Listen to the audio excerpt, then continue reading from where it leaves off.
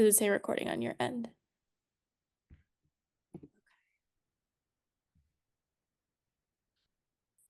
It says recording for you. It does. Okay, perfect. Um, okay, so if you could introduce yourself and just say how you became interested in this area.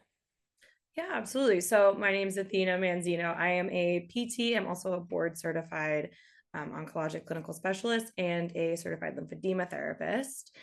I first got involved with oncology PT pretty early on. I knew that as soon as I went into healthcare, that's the population I wanted to work with, but there was quite a lack of knowledge, I think, in like the general oncology community about like the role of PT and how important it is. So I ended up actually doing residency, formerly through formerly Beaumont, but now Corewell Health in Michigan.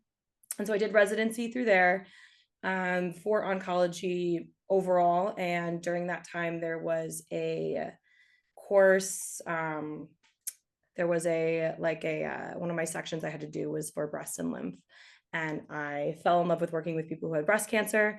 So that is where I got really involved in working with that population and then becoming a CLT. And so now this is what I do full time. Awesome.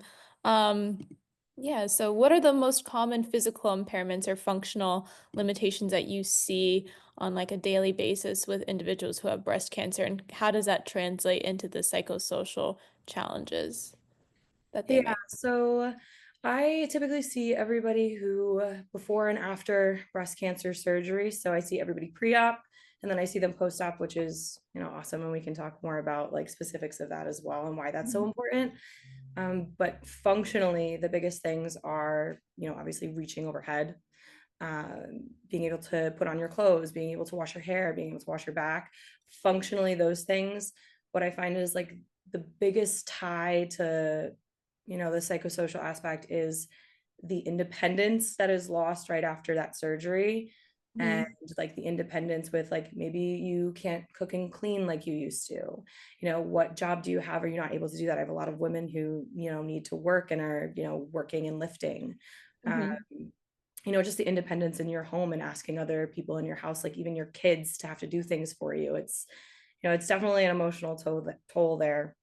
And see a Mhm. lot of like skin tightness, especially if it's radiation involved, skin tightness. The pec muscle is always really tight, especially after any kind of surgery. Think about posturally, we're kind of rolling down, that muscle is getting tight. And then I do see like a lot of swelling, a lot of lymphedema, and a lot of like that axillary web syndrome, that cording that happens underneath the arm.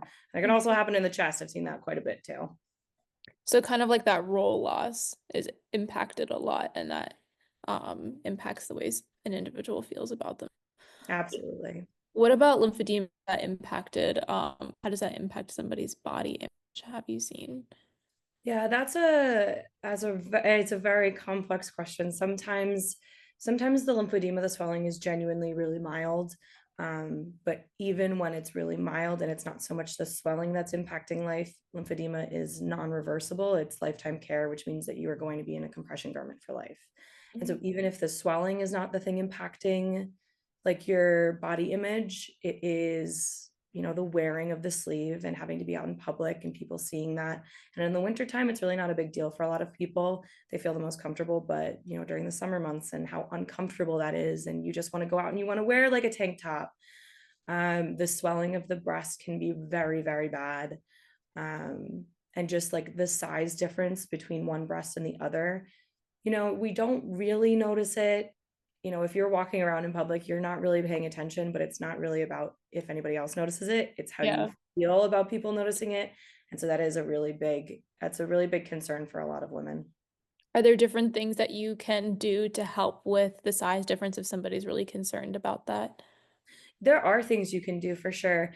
It kind of depends, a lot of times it depends on how big your breasts are in general. Usually when you have a larger breast, swelling, that area is fat. Swelling sits in fat a lot easier than it does in like lean muscle. And you don't have lean muscle mass in a breast. So if Mhm. you have large breasts, a lot of times that swelling is worse and it's definitely more noticeable, or you need to use something like a swell spot. And so the breast is already larger, and then you need to put in this big piece of fabric to inside your bra, so it's Mhm. already, it's like double Mhm. the size of the other one. There are really good prosthetics that they can do to help even out and fill for either Mhm. the other side. The problem is that those aren't compression. So, Mm. yes, if you want to go out to a dinner and you want to wear, a different kind of cut shirt or something like that, and it's for a little while, and you can put that bra on and feel a little bit more even. But if you're wearing a compression bra, it's really, really hard to get a prosthetic in there that's not gonna slip out. Are the compression garments worn overnight as well? It depends. I mean, they make specific compression garments for the nighttime. Sometimes people have, like, a lighter one that they like to wear at night. Sometimes people will wear, like, their swell pad at night too. It kind of just depends. Hmm. What about for like addressing scars? What kind of challenges have you seen with women trying to address those scars? Yeah, that genuinely kind of depends. I have had, like, some women who have had, like, no lymphedema, it's been a lumpectomy, like, even no radiation, sides are, like, rather even, and even a small scar is like a psychosocial impact. Like, it's a big body image factor, because I've had women come in and they say, "Oh, this scar is so ugly," and from the scars I've seen, it's so tiny, but it's like, I don't wanna minimize how that feels, Yeah. because it's their body, it's a very important part of their body, it's, their womanhood, their sense of femininity, Mhm. and sexuality, and it's a really impactful thing that happens. We work on the scar tissue, and a lot of times when it starts to feel better, and it starts to loosen up, then it doesn't look as tight, and that genuinely really helps. Do you ever work with partners and the woman, or is it just mostly like the one-on-one during the session? It is almost always just one-on-one. If somebody wants their partner in the room, I'm totally fine with that if they want to be there, if they want them in the room. So sometimes they come in, but I teach them how to do their own self massage. Mhm. There is, we do get like 45 minutes to an hour with these patients. It's wonderful that I get this one-on-one time, but I'm treating like the physical aspects. And so that's when it does become difficult, we can talk about things while I'm treating the physical aspects, but my main job is to treat that, and to get them moving and functionally better. And so if you're struggling more with like the psychosocial impact, like I want to help, but I also have to like recognize my limits, Yes, and yes. I can't do everything in that session even when I want to. But Mhm. so like working very closely, we have our coping and support groups through the cancer center at the hospital that I work at, and they're fantastic, and they're always willing to help. So making sure that we get that referral over, they Mhm. automatically get a referral, but sometimes people, they're thinking about a lot of other things and they don't do that first. So just making sure we bridge that gap. Mhm. So there is a lot of disciplinary communication where you're at. Absolutely. We all work together. That's awesome. That's awesome because I don't think that's the case everywhere. Yeah, and I mentioned it kind of like a little bit before, the fact that I see everybody who's going to go through either like lumpectomy, mastectomy, it doesn't matter. I see Mhm. everyone before surgery, no matter what. And then after, that's it shows you just how good our interdisciplinary communication is and how great like this whole like system is that they've built. Mhm. It's not really just like, oh, somebody like eventually has like some kind of issue going on. Maybe we could send them here, or I don't really know where to send them. It's like, we're going to send you there before you even, experience any kind of problem. Mhm. And also, here's this, and this that are also other options for, psychological concerns, financial concerns, which is huge. Mhm. And they get rolling on that right away. So some of the psychologists that I had interviewed were mentioning that a lot of patients feel like this disconnect with their body, especially after they have a mastectomy. I was just wondering if you use any like specific techniques when you're um, having your sessions to help like somebody reconnect with their body afterwards. Yeah. It's definitely really, really hard.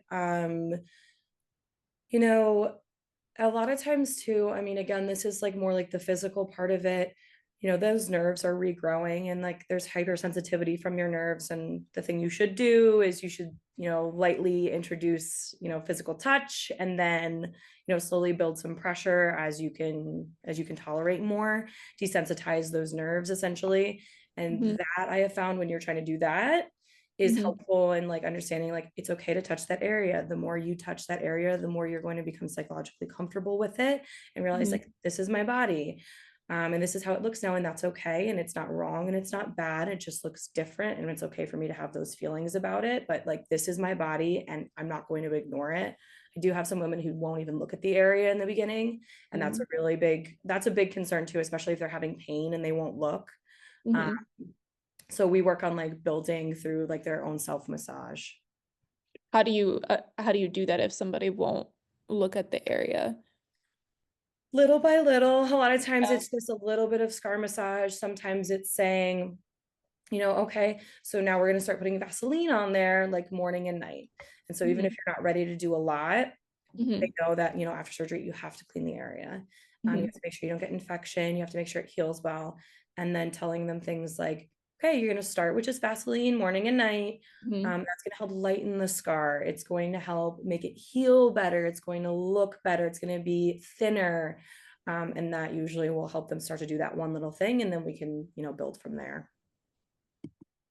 What about like cultural challenges? I don't know if this has ever really um occurred, but for individuals who are not comfortable in a setting, being vulnerable with their bodies, what do you do for that instance?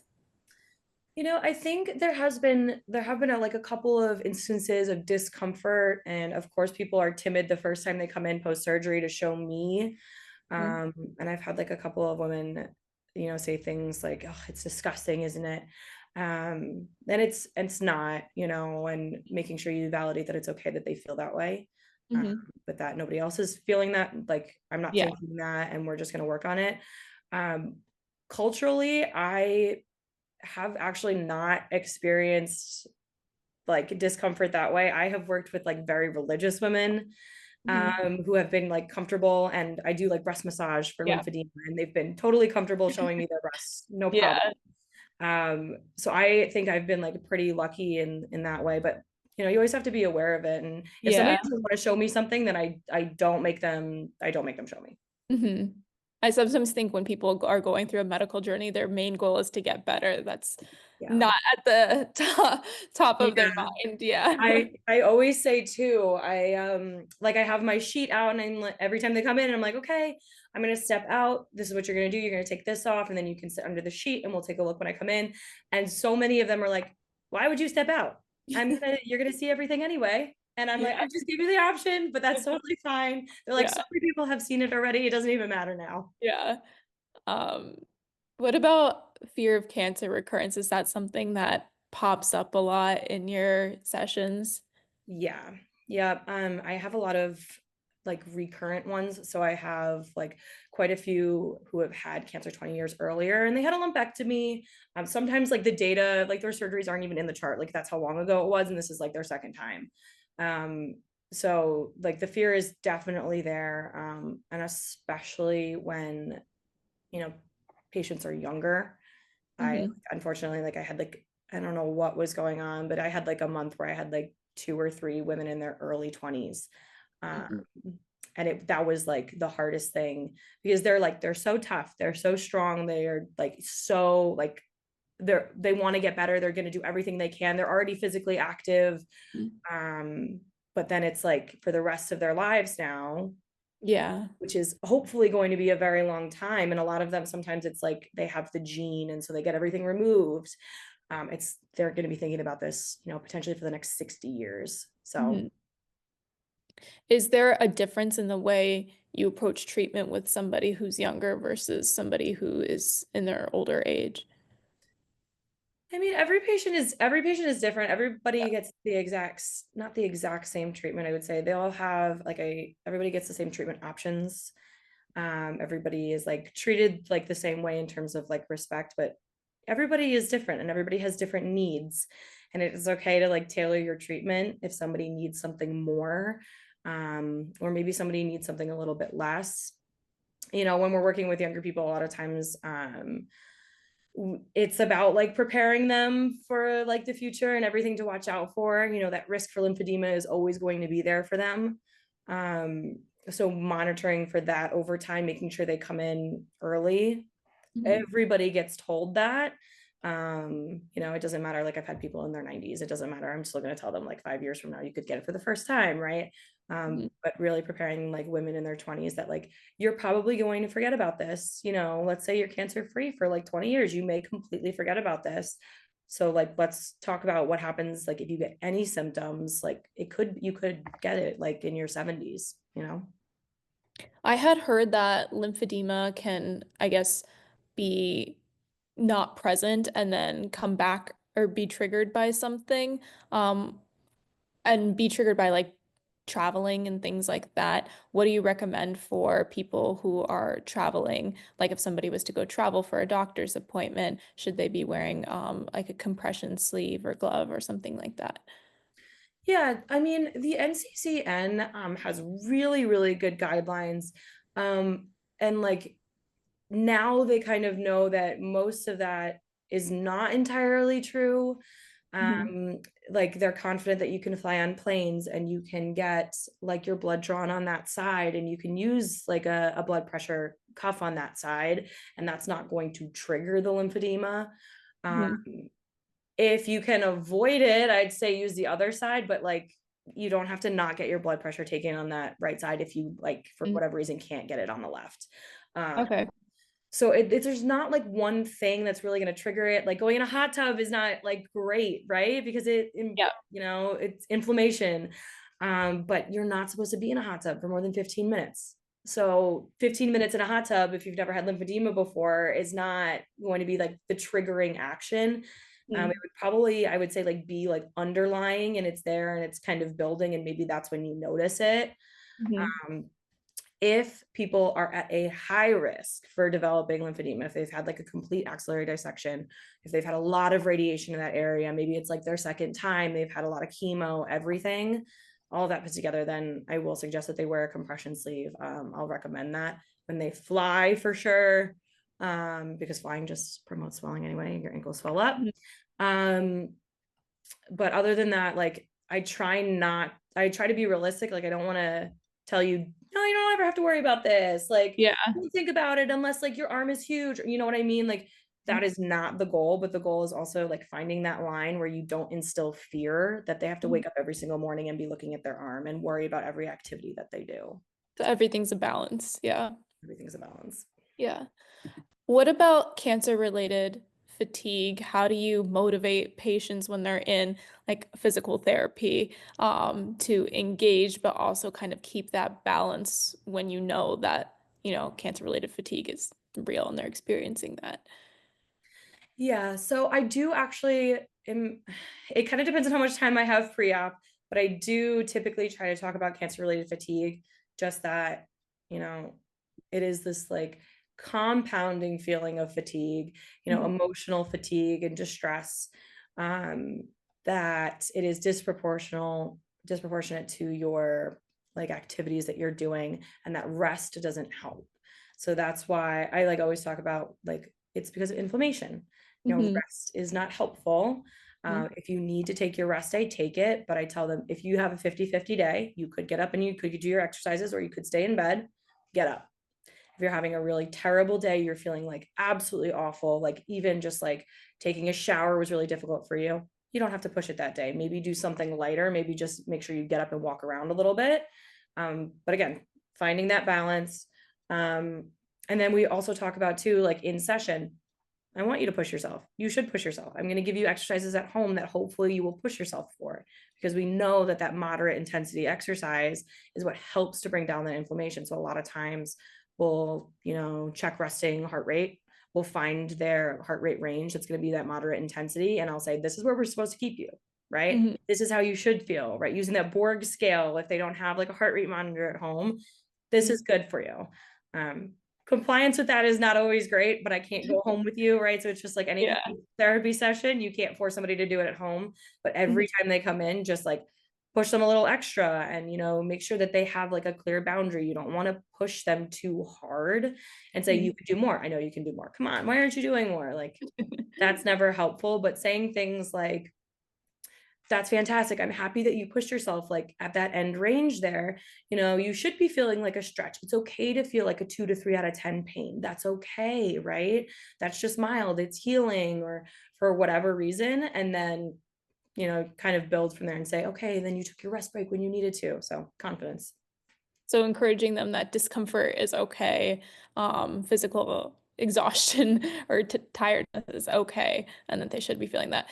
And I was gonna ask, do you encourage patients to take their heart rate at home? If they have one, yes, I don't like suggest they buy one. I think that in a way it does freak people out too that they have to do extra. Coming to Yeah. therapy is already like that's an extra step, especially if somebody's like on radiation, they're in every Mhm. single day. Yeah. And sometimes people are traveling from further away. Like I have a couple of people who are traveling like an hour to see me.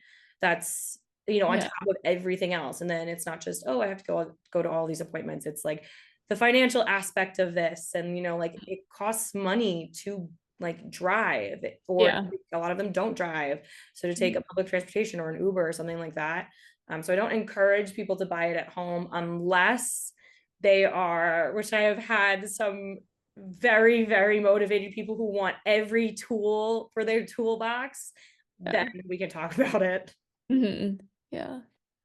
Um, and these are just the last couple questions. So, like, how can OTs and PTs work together more to support these psychosocial challenges that patients with breast cancer might be facing? And also, do you have any OTs in where you're at in your clinic?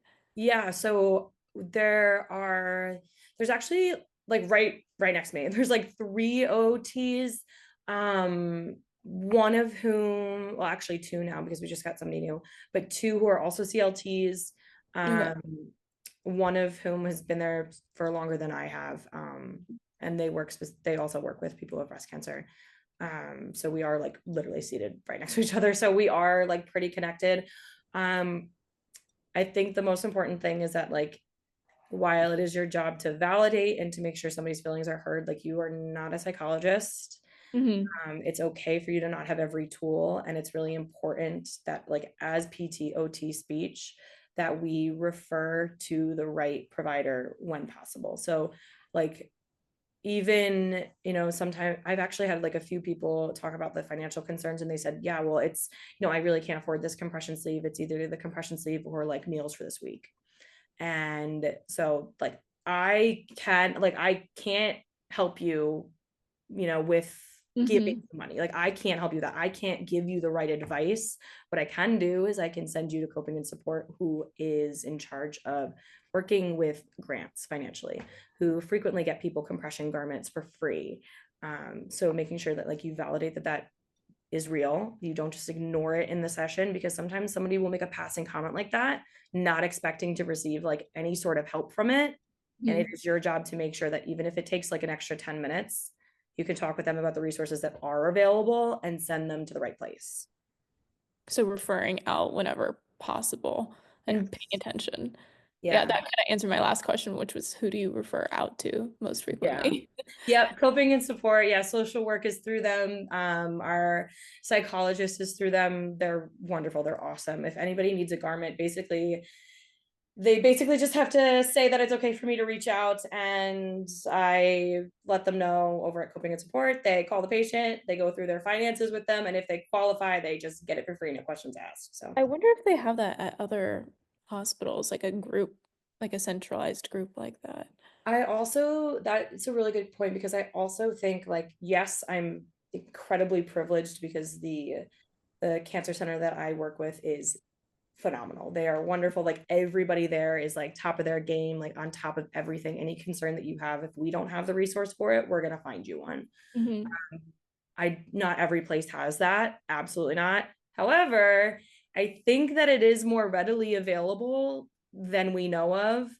like, always if somebody brings in a concern and you don't have the resources to address that concern, and you're like, oh, I really wish, I could refer you to somebody, or I don't know where you would go.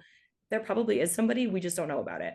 So, Yeah. like, what you're doing online and building this website is great. We're actually working to build like a network over here, like through different hospitals, like Hmm. through our like system, like all across Chicagoland, about where every OT is, who treats head and neck lymph, where all Hmm. the lymph therapists are, where the acupuncture sites are, getting physical medicine and rehabilitation involved, and where those access points are, if like physical therapy isn't helping.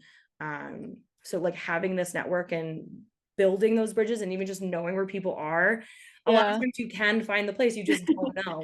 Yeah, it's hard to find people in this area. I don't think there's that many allied health professionals in this area as there should be. Yeah. Yeah. Or, what I find too is that somebody does want to do it. Like the PM&R doctor that I work with, she did her training at MD Anderson Cancer Center. She's phenomenal, but she works Mhm. in PM&R, and she works, I think, primarily in like inpatient right now. Um, and they're just basically starting up clinics for like breast. But that's not her main role here at like Mhm. this facility that she's working at, Mhm. but like building that connection because she wants to do it. So if you can find a provider that, like, let's say maybe hasn't worked with that group before but is willing to or wants to, Yeah. then that's also a good step. Like they maybe not don't exist, but somebody always wants to help. Yeah, that's true. Well, thank you so much. Hold on, let me stop this recording so I remember